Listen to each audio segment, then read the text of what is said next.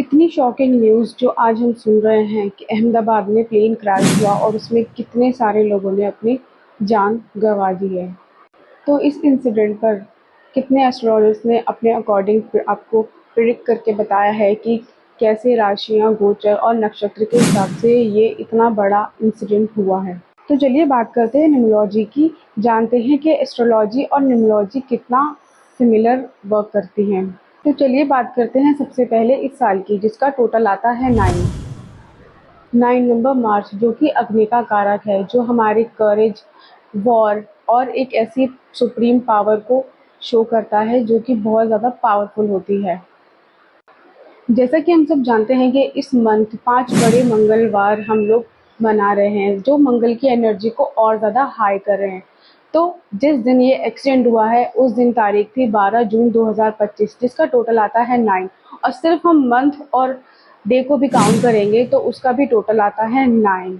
और उससे एक दिन पहले ही हमारी इस मंथ का बड़ा मंगलवार था, जिससे मंगल की एनर्जी और ज़्यादा हाई हो गई है।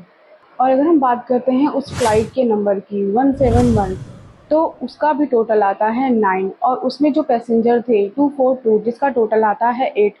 तो शनि और मंगल की एनर्जी डबल और उससे भी ज़्यादा पावरफुल हो गई थी।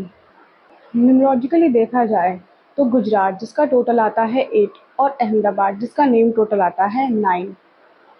जब शनि और मंगल आपस में सामने होते हैं तो एक बहुत बड़ा विस्फोटक रूप हमें देखने को मिलता है।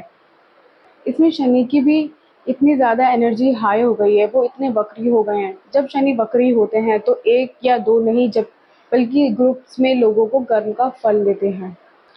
और हमने ये भी देखा कि कितने लोगों की फ्लाइट मिस हो गई और कितने लोग बच भी गए हैं। तो ये होता है हमारा कर्म, जो हमारा कुछ कर्म रह जाता है तो हमें अभी वो पूरा करके जाना ही होता है। कहीं भी आपके ट्रैवलिंग की प्लानिंग है तो प्लीज़ कहीं भी जाने से पहले हनुमान चालीसा ज़रूर पढ़ें। और ये सिर्फ आपको डराना नहीं, सिर्फ आपको सेव करना है। ओम नमः शिवाय।